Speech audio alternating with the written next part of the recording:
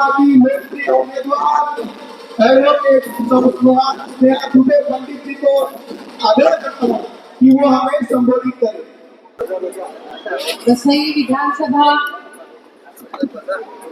चुनाव के लिए इस प्रचार सभा में आए हुए हमारे सभी के मार्गदर्शक,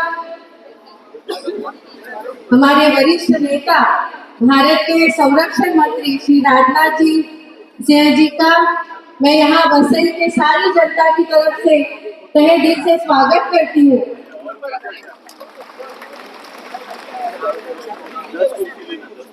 सम्माननीय व्यासपीठ और यहाँ उपस्थित वसई की मेरी प्यारी बहनें और भाइयों, आपको सबको जय श्री राम।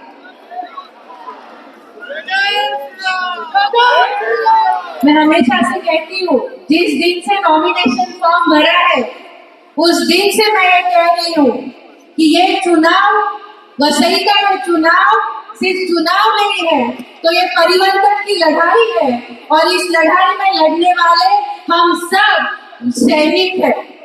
और आज हम सैनिकों का मनोबल बढ़ाने के लिए हमारे देश के संरक्षण मंत्री खुद यहाँ पे आए हैं, इससे बड़ा सौभाग्य और क्या हो सकता है। वसई में पिछले 30 साल में क्या नहीं हुआ, इस बारे में हम चर्चा नहीं करेंगे, क्योंकि जो 30 साल थे वो यहाँ के स्थानीय पक्ष थे और अब ये चुनाव, वसई का ये चुनाव देश की सबसे बड़ी पार्टी लड़ रही है। और मुझे ये विश्वास है कि महायुति के कार्यकर्ता, भाजपा के कार्यकर्ता जिस मेहनत से रात दिन एक करके ये परिवर्तन की लड़ाई लड़ रहे हैं, तो जीत ज्यादा दूर नहीं है, सिर्फ 23 तारीख का इंतजार है। वसई में बहुत सारे प्रश्न हैं और उसमें सबसे बड़ा प्रश्न है सर कि वसई में बारिश में घर से पानी जाता नहीं है और नलों में पानी आता नहीं है। तो ये वसई में जो पानी की तकलीफ है उसे हमें सबसे पहले दूर करनी है। वसई में आरोग्य व्यवस्था नहीं है, 14 साल हुए महानगर पालिका को, लेकिन एक भी अस्पताल ये बना नहीं पाए। अस्पताल बनाना हमारी प्राथमिकता है, स्कूल बनाना हमारी प्राथमिकता है।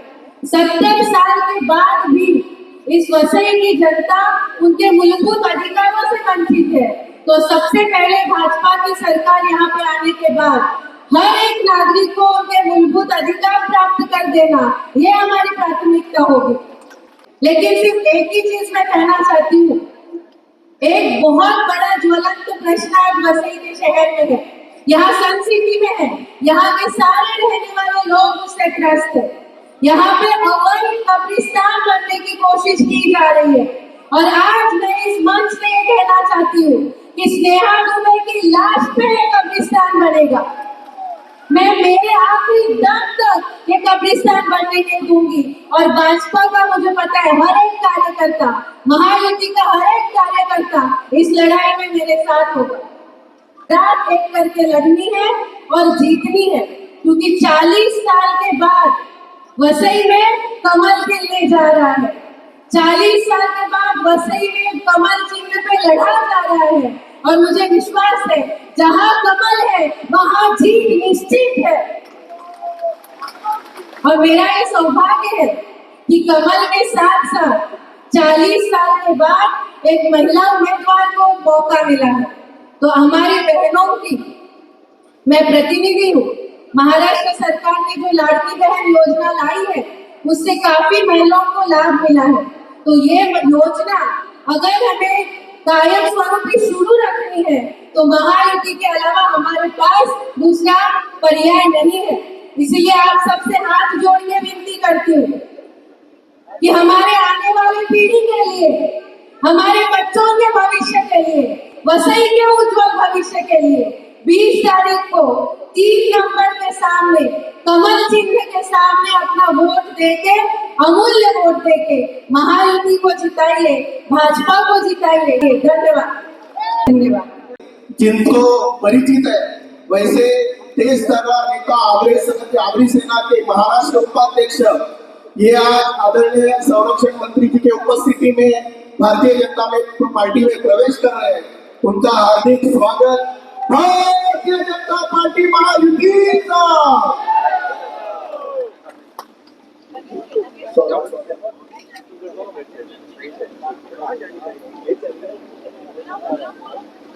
मैं आदरणीय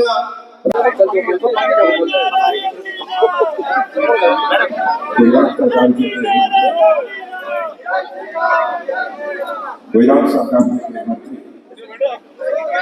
श्री हर्ष संघवी जी और यहाँ की प्रत्याशी श्रीमती स्नेहा दुबे जी, जिलाध्यक्ष महेंद्र पाटिल, मनोज पाटिल, रानी द्विवेदी, निलेश टेंडुल, राजा राम जी मोदी, ईस्टर भले और यूरी गोंसाल्विस और यहाँ मौजूद मेरे सभी सम्मानित बहनों एवं भाइयों, इस स्थान पर पहली बार किसी सार्वजनिक सभा को संबोधित करने के लिए आप सबके सामने खड़ा हूं। देर हो गई है क्योंकि यहाँ से फिर ये पूना में 2 सार्वजनिक सभाओं को संबोधित करना होगा। देर से आया हूं लेकिन पूरी तरह से मैं दुरुस्त आया।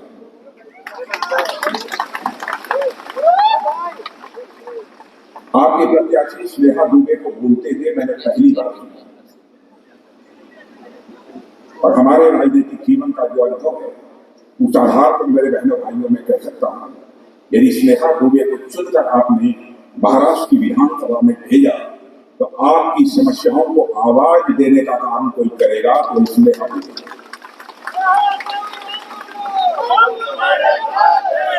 आज यदि मैं आपसे कहने आया हूं तो यह कहने के लिए आया हूं कि अभी 5 महीने पहले सारे देश में लोकसभा के चुनाव हुए। लोकसभा के चुनाव में आपने देखा महाराष्ट्र, हरियाणा कुछ ऐसे राज्य थे जहां पर भारतीय जनता पार्टी को जो कामयाबी मिलनी चाहिए थी वह कामयाबी नहीं थी। जितना हम लोग सोचते समर्थन दिया लोगों ने, लेकिन जितना हम सोचते थे वैसा परिणाम हमको नहीं मिला।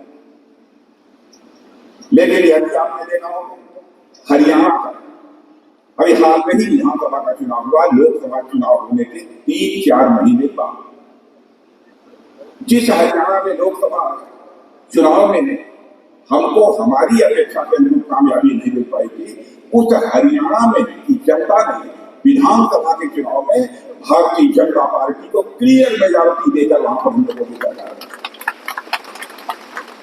मुझे लगता है कि इन राज्यों के लोग यहाँ पर भारतीय जनता पार्टी को लोकसभा के चुनाव में कामयाबी नहीं मिल पाई, यह महसूस कर रहे हैं कि कहीं न कहीं कोई चूक हो गई,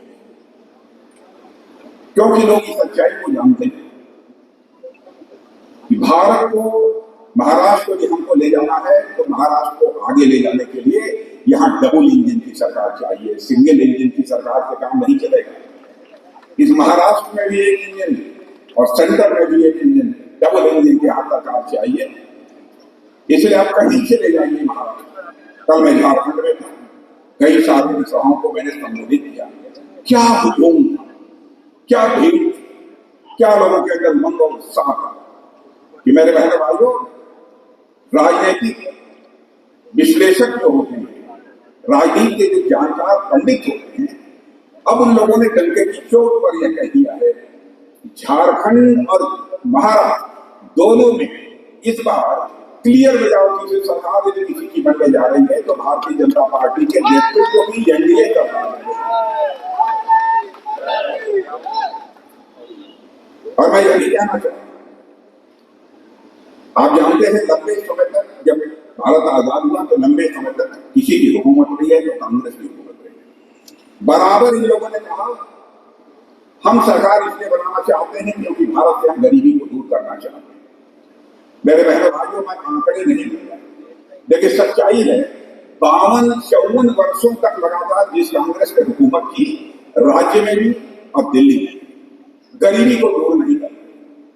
लेकिन आज मैं दावे के साथ ये कहने की स्थिति में हूं, जब से 2014 केंद्र में मोदी जी के नेतृत्व में एनडीए की सरकार मेरी बहनों भाइयों बनी है, आंकड़े यह बताते हैं कि मोदी जी ने 7-8 वर्षों के अंदर 25 करोड़ हिंदुस्तानियों को गरीबी रेखा से बाहर करने में कामयाब रहा। 25 करोड़ लोगों को गरीबी रेखा से बाहर करने में कामयाबी हासिल की है। और धन दौलत की दृष्टि से देखा जाए, जो हमारा भारत पहले दुनिया में गरीब भारत के रूप में जाना जाता था, आज धन दौलत के मामले में हमारा भारत दुनिया की टॉप 3 कंट्री में, टॉप 3 देशों में आकर हमारा भारत खड़ा,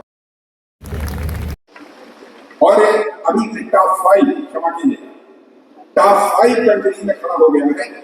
और बड़े बड़े अफसर अभी दावा करने लगे हैं कि वह दिन दूर नहीं है कि 2027 आते जाते धन दौलत के मामले में, अर्थव्यवस्था के आकार के मामले में यह भारत दुनिया के टॉप 3 कंट्री में खड़ा हो जाएगा।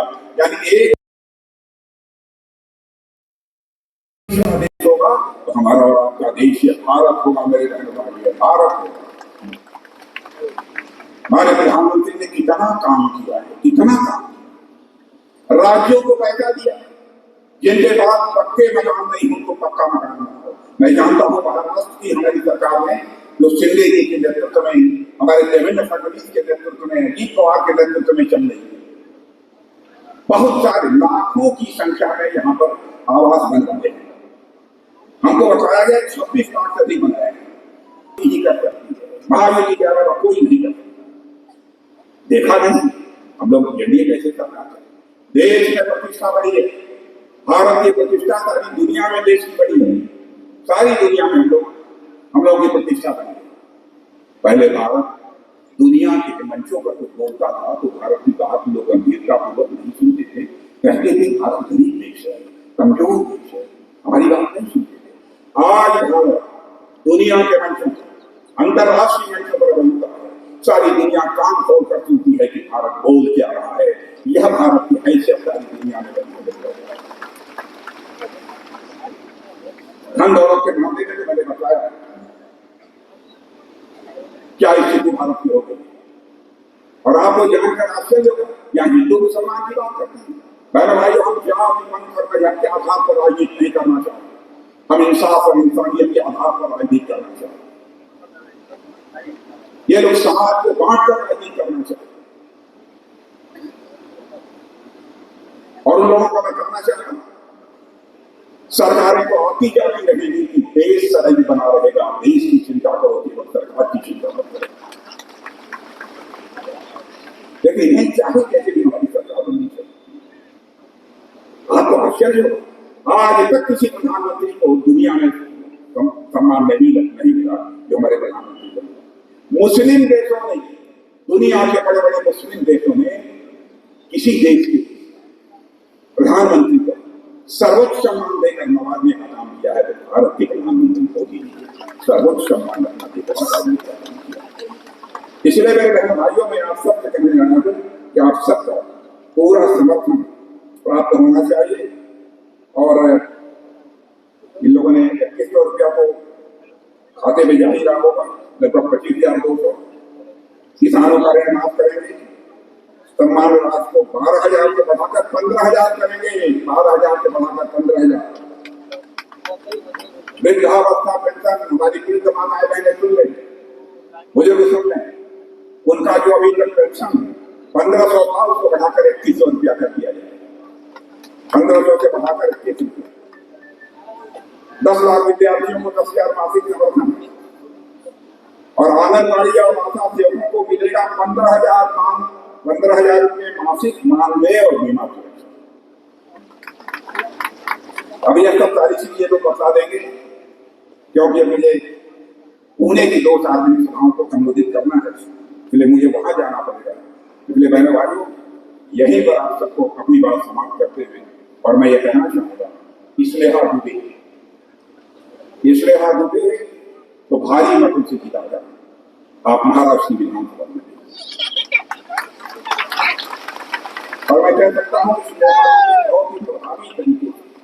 बहुत ही प्रभावी तरीके से आपकी समस्याओं को विधानसभा में आवाज देने का काम करेंगे, ऐसा मेरा पक्का विश्वास है। और आप लोगों को जानकारी नहीं होगी, हर सिंघवी जी आई, ये हमारे हर सिंघवी जी है, ये हर सिंघवी जी गुजरात के एक नौजवान नौजवान आदमी और मैं बता दूं आपको, इतना बढ़िया गुजरात में काम किया है, हर सिंधी को भी नहीं मालूम होगा, उनके काम की चर्चा सारी हिंदुस्तान में। और आज मैं आपसे कह रहा हूं, हर संघवी जो आज स्नेहा दुबे के मंच पर यहाँ मौजूद है, वह देश का भविष्य है मेरे बहनों भाइयों, देश का भविष्य है। ये आप सबका सौभाग्य है कि आप सबके बीच यहाँ पर उपस्थित हैं। आप सबको बहुत बहुत धन्यवाद आदरणीय राजनाथ सिंह जी, आपके संबोधन से होगा। ऐसी एक मेरी बहन को खाली नारों से नहीं चलेगा। रानी लक्ष्मीबाई की